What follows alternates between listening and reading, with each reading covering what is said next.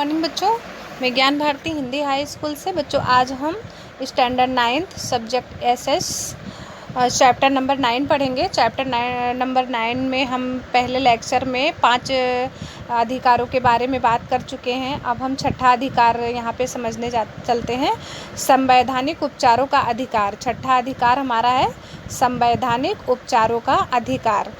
चाहे जितने अच्छे कानूनों का निर्माण किया जाए, मूलभूत अधिकारों की व्यवस्था की जाए, लेकिन अगर उनका सुचारू रूप से अमल नहीं किया गया तो ऐसी स्वतंत्रता या ऐसे अधिकार का कोई अर्थ नहीं होता है। तो बच्चों यहाँ समझने की बात है कि यहाँ पे बता रहे हैं कि चाहे जितने अच्छे कानून का निर्माण क्यों ना कर दिया जाए, मूलभूत अधिकारों की व्यवस्था क्यों ना की दी जाए, लेकिन अगर उनका सुचारू रूप से यानी अच्छे ढंग से अमल नहीं किया गया, अच्छे ढंग से उसको लोग नहीं पालन कर रहे हैं, तो ऐसी स्वतंत्रता या ऐसे अधिकार का कोई मतलब नहीं होता है।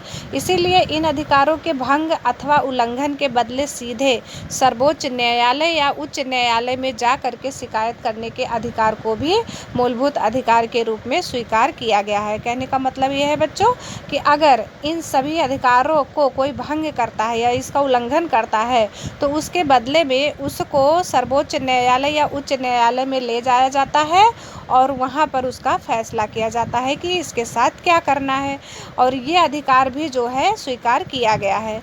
मूलभूत अधिकारों की सुरक्षा की महत्वपूर्ण जिम्मेदारी सर्वोच्च न्यायालय को सौंपी गई है। इस संदर्भ में आवश्यकता पड़ने पर योग्य आदेश, सूचना या आज्ञा पत्र जारी करने की सत्ता संविधान द्वारा सर्वोच्च न्यायालय को प्रदान की गई है। अगर इसके बारे में कोई भी आवश्यकता पड़ी तो योग्य आदेश या सूचना, आज्ञा पत्र, ये सब संविधान द्वारा सर्वोच्च न्यायालय को दी गई है, जिसके लिए कोई भी आपत्ति नहीं की जा सकती है। अर्थात इसका कोई भी उल्लंघन या मनाही नहीं कर सकता है। किसी भी राज्य द्वारा नागरिकों के मूलभूत अधिकारों के उल्लंघन की शिकायत के संदर्भ में योग्य उपाय करना सर्वोच्च न्यायालय के लिए आवश्यक है।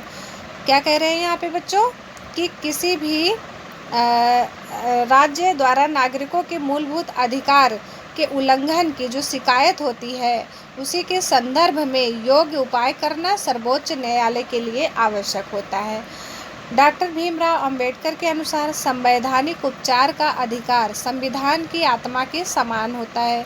संसद कानून के द्वारा इस प्रकार के आदेश जारी करने की सत्ता अन्य किसी अदालत को सौंप सकती है। राज्यों की विधानसभाओं के द्वारा निर्मित, जो राज्य की विधानसभा होती है बच्चों, उनके द्वारा निर्मित या निर्माण किया हुआ कानून मूलभूत अधिकारों के साथ सुसंगत ना हो या उसके द्वारा मूलभूत अधिकारों का उल्लंघन होता हो तो सर्वोच्च न्यायालय उन कानूनों को रद्द कर सकता है।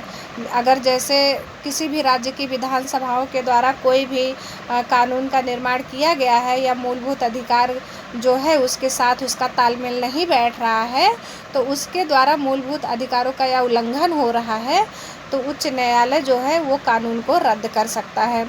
इस प्रकार यह अधिकार किसी नागरिक को मूलभूत अधिकारों के उल्लंघन के बदले न्यायालय में जाने का अधिकार तथा अधिकारों की सुरक्षा प्राप्त करने का अधिकार है।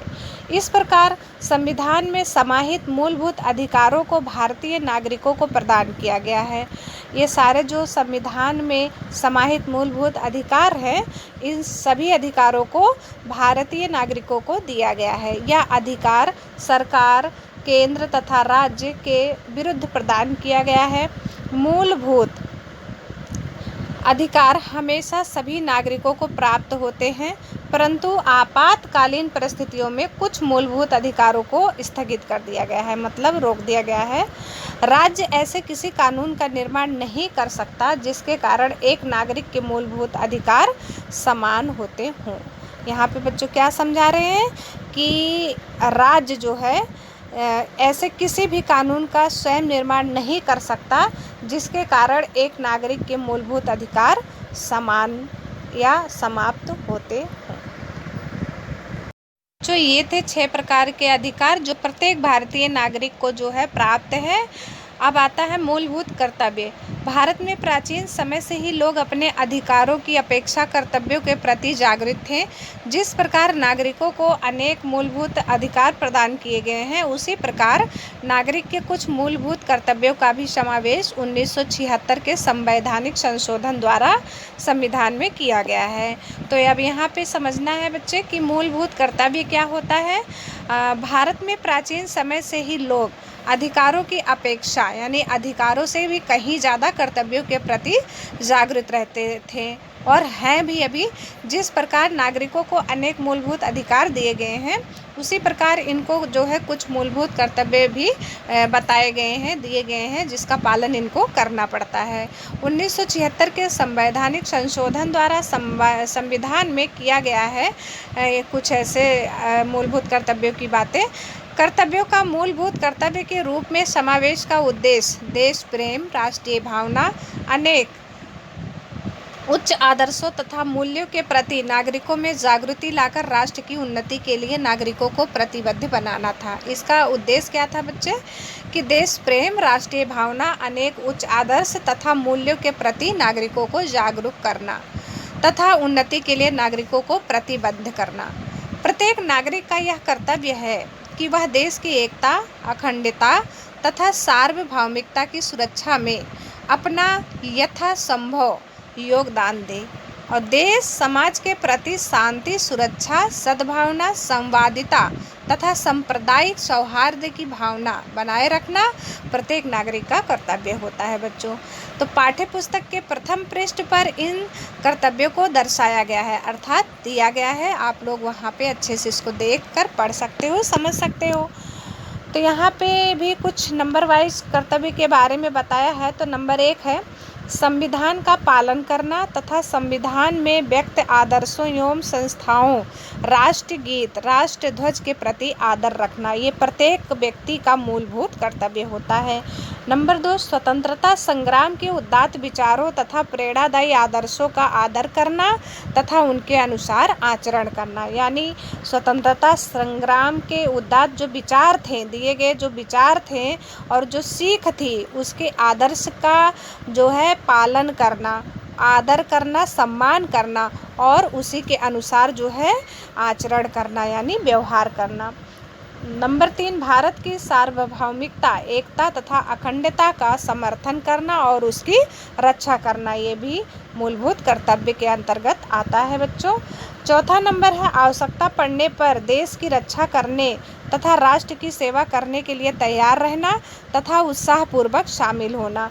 ये बच्चों आपके जीवन का जो मूलभूत कर्तव्य है, ये सबसे महत्वपूर्ण कर्तव्य है कि प्रत्येक भारतीय नागरिक को आवश्यकता पड़ने पर देश की रक्षा करने तथा राष्ट्र की सेवा करने के लिए हमेशा तैयार रहना चाहिए और उत्साहपूर्वक उस काम में शामिल होना चाहिए। 5वां नंबर है भारत के सभी लोगों के बीच भाईचारे की भावना में वृद्धि करना और लोगों के बीच सामंजस्य स्थापित करना तथा महिलाओं के गौरव का हनन करने वाले मुद्दों का परित्याग करना। 5वें नंबर में कह रहे हैं बच्चों कि भारत के सभी लोगों अर्थात भारत के जितने भी वासी हैं, सभी लोगों के बीच भाईचारे की भावना का वृद्धि करना ये कर्तव्य होता है भारतीय नागरिकों का तथा लोगों के बीच सामंजस्य यानी मेल जोल स्थापित करना तथा महिलाओं के गौरव का जो भी कोई हनन करता है, जो भी महिलाओं को प्रताड़ित करता है, ऐसे मुद्दों का जो है परित्याग कर देना है यानी हमेशा के लिए त्याग देना है, हटा देना है। ये जो है मूलभूत कर्तव्य होते हैं भारत के नागरिकों के। नंबर 6 है राष्ट्र की समृद्धि तथा समृद्ध सांस्कृतिक विरासत की सुरक्षा करना। ये भी बहुत बड़ा कर्तव्य है हमारे भारतीय जो नागरिक हैं उनकी। राष्ट्र की समृद्धि तथा समृद्ध सांस्कृतिक विरासत की हमेशा सुरक्षा करना चाहिए। 7वां नंबर है जंगल, सरोवर, नदियों तथा वन्य जीवों सहित प्राकृतिक पर्यावरण की रक्षा करना तथा उनका संवर्धन करना, सभी जीवों के प्रति दया रखना। तो यहाँ पे क्या कह रहे हैं, जंगल, सरोवर, नदियाँ तथा वन्य जीव सहित जितने भी प्राकृतिक पर्यावरण की बातें आती हैं उसके अंतर्गत उन सभी का रक्षा करना है और उनका संवर्धन करना यानी उनका विकास करना, तथा सभी जीवों के प्रति दया रखना, ये भारतीय नागरिक का मूलभूत कर्तव्य होता है। 8वां नंबर है वैज्ञानिक दृष्टिकोण, मानववाद तथा अनुसंधान वृत्ति का विकास करना। और 9वां नंबर है सार्वजनिक संपत्तियों की सुरक्षा करना तथा हिंसा का त्याग करना। तो बच्चों ये भी जो है बहुत ही महत्वपूर्ण कर्तव्य है सभी नागरिकों का। आप लोग भी इस बात को हमेशा इन 9 पॉइंट का ध्यान रखना।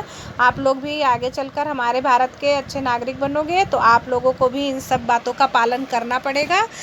9वां नंबर जो कह रहे हैं कि सार्वजनिक संपत्तियों की सुरक्षा करना तथा हिंसा का परित्याग करना, वो आप लोग बहुत ध्यान से सुन लो, समझ लो कि सभी लोगों को जितनी भी सार्वजनिक संपत्ति है उसकी सुरक्षा करनी है तथा हिंसा, मार काट, लूटपाट, किसी को दुख पहुंचाना, इन सब बातों से हमेशा दूर रहना है। तो ये जो है मूलभूत कर्तव्य है। 10वां नंबर है व्यक्तिगत तथा सामूहिक गतिविधियों के सभी क्षेत्रों में उत्कृष्टता प्राप्त करने के लिए सतत प्रयत्नशील रहना, जिससे राष्ट्र निरंतर प्रगति और सिद्धियों को प्राप्त करता रहे। तो 10वां नंबर भी अपने देश की उन्नति के लिए बताया हुआ है कि प्रत्येक व्यक्ति का क्या कर्तव्य होता है, प्रत्येक नागरिक का, कि व्यक्तिगत तथा सामूहिक गतिविधियों के सभी क्षेत्रों में श्रेष्ठता, उत्कृष्टता यानी श्रेष्ठता प्राप्त करने के लिए सतत प्रयत्नशील रहना चाहिए, यानी लगातार या हमेशा कह लो कोशिश में लगे रहना चाहिए, जिससे हमारा राष्ट्र जो है खूब प्रगति करे और तमाम प्रकार की सिद्धियों को प्राप्त करता रहे। 11वां नंबर है अपने बच्चों को मुफ्त, अनिवार्य तथा सार्वत्रिक रूप से शिक्षा देना उनके माता पिता का कर्तव्य होता है। भारत में प्रतिवर्ष 6 जनवरी को मूलभूत कर्तव्य दिवस के रूप में मनाने का निश्चय किया गया है। तो बच्चों देखो यहाँ पे प्रश्न बन सकता है कि मूलभूत कर्तव्य दिवस कब मनाया जाता है, तो आप लोग इसका आंसर दोगे 6 जनवरी को। भारत में प्रतिवर्ष 6 जनवरी को मूलभूत कर्तव्य दिवस के रूप में चुना गया है।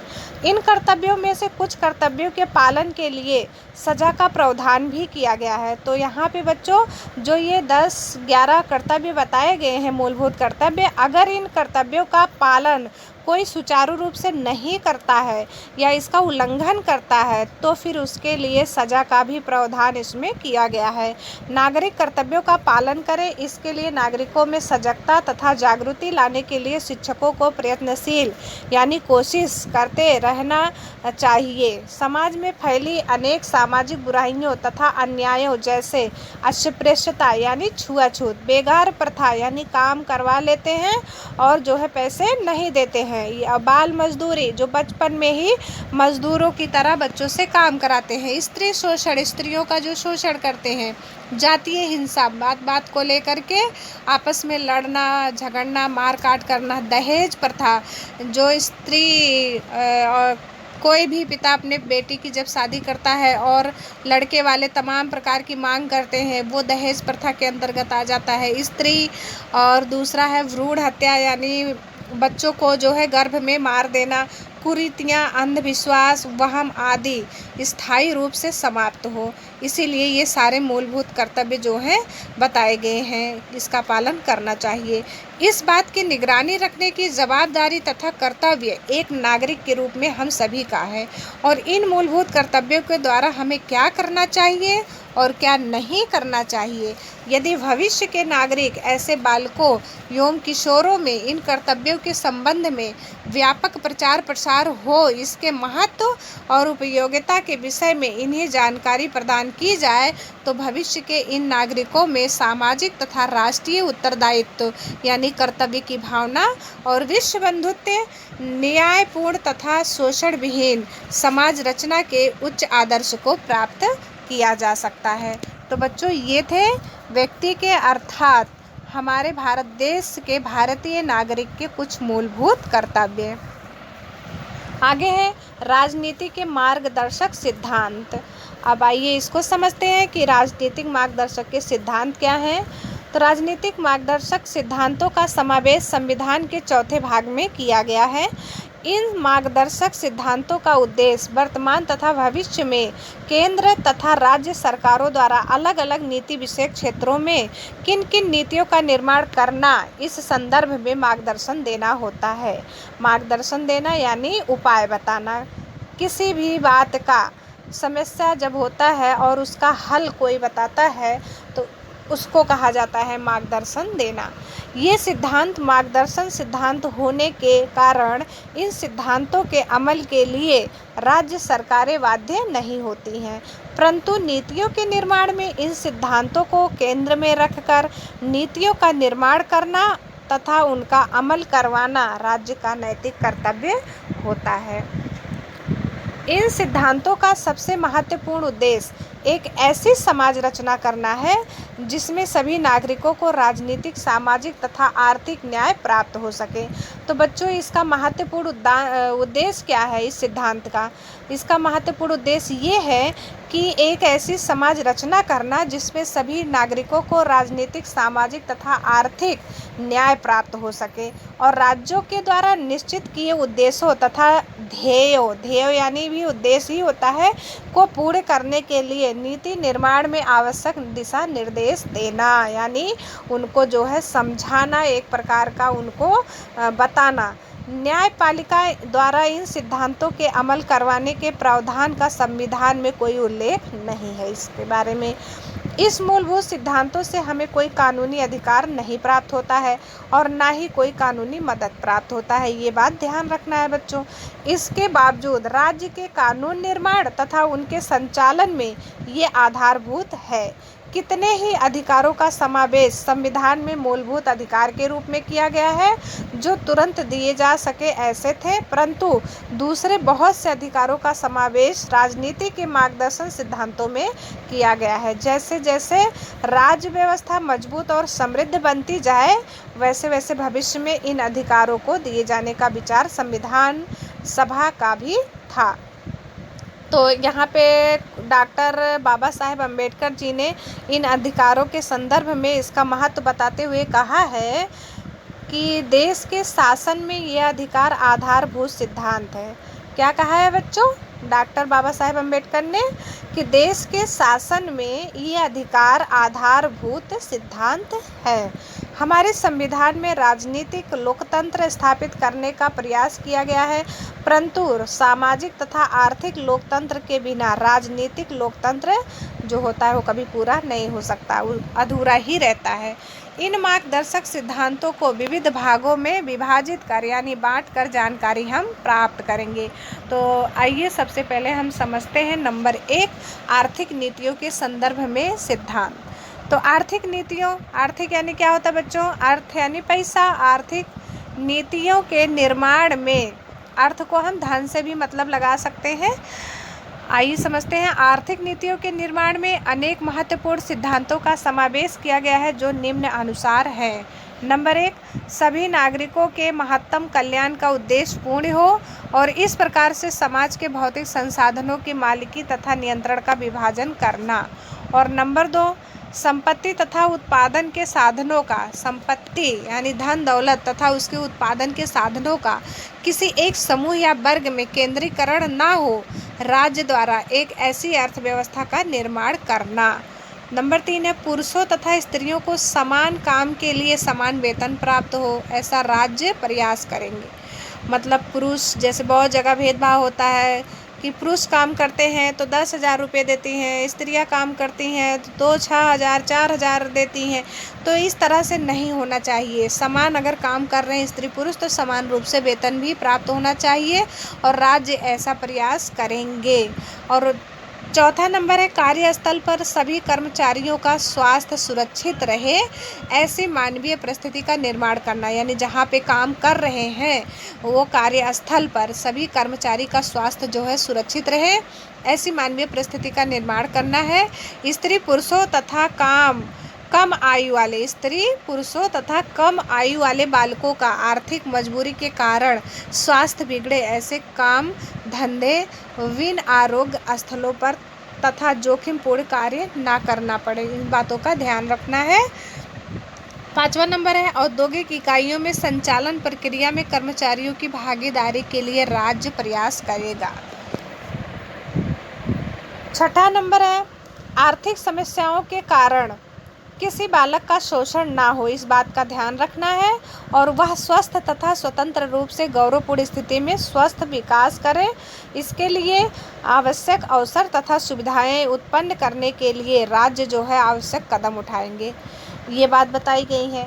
और 7वां नंबर है, स्त्रियों को प्रसूति के समय आवश्यक अवकाश तथा सुविधाएं पूरी की जाएं। स्त्रियां जब गर्भवती हो जाती हैं तो बच्चे होने तक, पैदा होने तक उनकी जो अवकाश की सुविधा है वो पूरी की जाए तथा कर्मचारी राज्य बीमा कानून, बोनस धारा, प्रसूति अवकाश धारा, ग्रेजुएटी धारा आदि कानून मानवीय आधार पर प्राप्त होना चाहिए और इस आशय से इन सिद्धांतों का निर्माण किया गया है।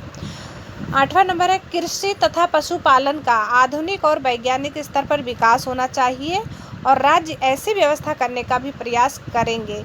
गायों, बछड़ों, अन्य दुधारू प्राणियों, भारवाहक प्राणियों, बैलों, घोड़ों, गधों आदि के कत्ल को रोकने का भी प्रयास करना है। इस सिद्धांत में इन बातों को भी बताया गया है। 9वां नंबर है, राज्य में सबको समान न्याय प्राप्त हो। ये बहुत ही ज़रूरी और बहुत ही महत्वपूर्ण बात है बच्चों कि राज्य में सभी को समान रूप से न्याय प्राप्त हो। आर्थिक या असमर्थता के कारण किसी भी जो है ज़रूरतमंद नागरिक को न्याय प्राप्त करने के अवसर का इनकार नहीं किया जाना चाहिए तथा उसे मुफ्त कानूनी सहायता भी प्राप्त होना चाहिए और राज्य ऐसी व्यवस्था करे तथा इस प्रकार के कानूनों का निर्माण भी करे ताकि सभी लोग स्वस्थ रहें, सुरक्षित रहें और भविष्य में आगे बढ़ते रहें। तो ये सारे जो है सिद्धांत बताए गए हैं फर्स्ट में। अब सेकंड नंबर आता है सामाजिक नीतियों से संबंधित सिद्धांत। तो आइए समझते हैं ये क्या होता है। तो अनुसूचित जातियों, अनुसूचित जनजातियों मतलब एक अनुसूचित जाति और एक अनुसूचित जनजाति। जनजाति में जो निचले तबके के लोग हैं वो आ जाएंगे।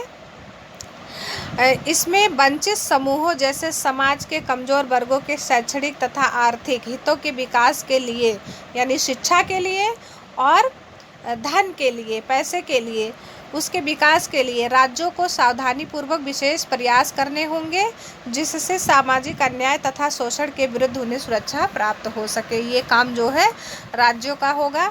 भारत में निवास करने वाले सभी नागरिकों के लिए समान दीवानी कानून, यूनिफॉर्म सिविल कोड जिसे हम कह सकते का निर्माण तथा न्याय व्यवस्था का संचालन राज्य इस प्रकार से करे कि सबको न्याय प्राप्त होता रहे, किसी को न्याय मिलने में कोई कठिनाई ना हो तथा विवाह, तलाक, भरण पोषण, दत्तक कानून, विवाह, तलाक यानी बच्चे जो छूटा छेड़ा कर देते हैं शादी के बाद, भरण पोषण यानी पालन पोषण, दत्तक यानी जो गोद लेते हैं पुत्र या पुत्री को, कानून, वसीयत आदि में एक समान दीवानी कानूनों का निर्माण करके सामाजिक न्याय की दिशा में सरकार आवश्यक कदम उठाए, ये बात बताई हुई है।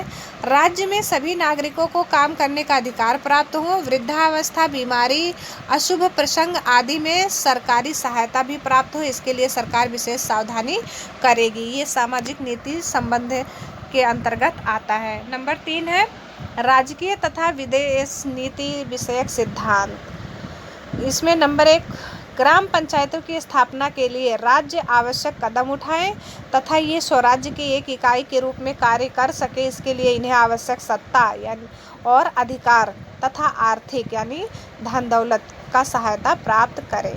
नंबर 2 है राज्य सेवाओं में न्यायपालिका को कार्यपालिका से अलग तथा स्वतंत्र रखने के लिए आवश्यक कदम उठाएं जिससे न्यायाधीश निष्पक्ष होकर के, निडर होकर के तथा निर्भीक होकर के लोगों के प्रति न्याय कर सके। और नंबर 3 है अंतर्राष्ट्रीय शांति, सुरक्षा तथा उन्नति के लिए विश्व के देशों के बीच न्यायपूर्ण तथा गौरवपूर्ण संबंधों के विकास के लिए अंतर्राष्ट्रीय यानी अपने देश से बाहर के जो देश हैं उनके लिए कानूनों तथा संधियों के प्रति आदर में वृद्धि करें तथा अंतर्राष्ट्रीय मतभेद जो होते हैं उस मतभेदों को, प्रश्नों का शांतिमय रीति से निराकरण लाने का राज्य प्रयत्न करेंगे और उसे प्रोत्साहित भी करेंगे। तो ये सारी बातें जो है राजकीय विदेश नीति विषयक सिद्धांत के अंतर्गत आते हैं जिसका पालन करना सभी नागरिकों का कर्तव्य होता है।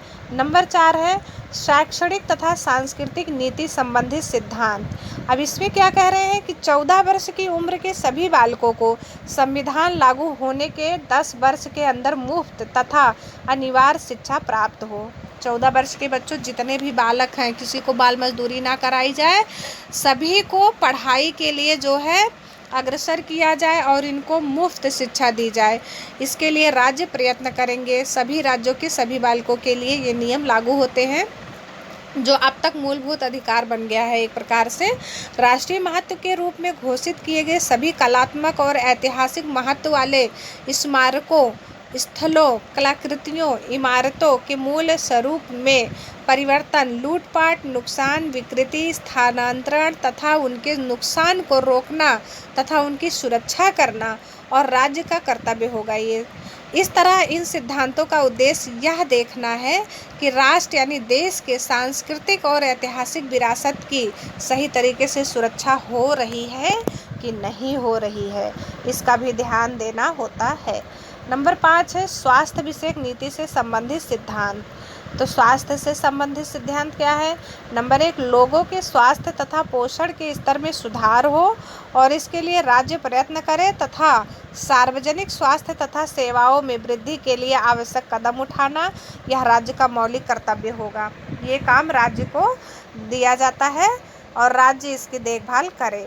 नंबर 2, स्वास्थ्य के लिए हानिकारक नशीले पदार्थों तो जैसे शराब, मादक द्रव्यों आदि पर राज्य प्रतिबंध लगाए। तो बच्चों नशीले पदार्थ क्या क्या हो सकते हैं?